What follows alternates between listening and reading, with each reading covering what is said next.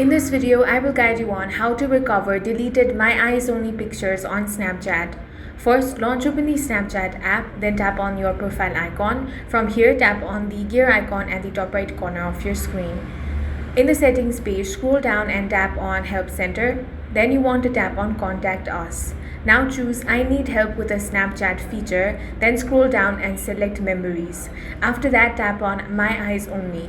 Now scroll to the bottom of the page and tap on the prompt to contact support. Here, if there is a support form, fill that out. If you have been connected to the Snapchat support, then you simply want to enter your problem over here. Make sure to enter all the details and explain that you want to recover your deleted My Eyes Only pictures. Then submit it. Now the Snapchat support will help you recover deleted My Eyes Only pictures. That's all for this video. If you found it useful, make sure to hit the like button and subscribe for more videos like this.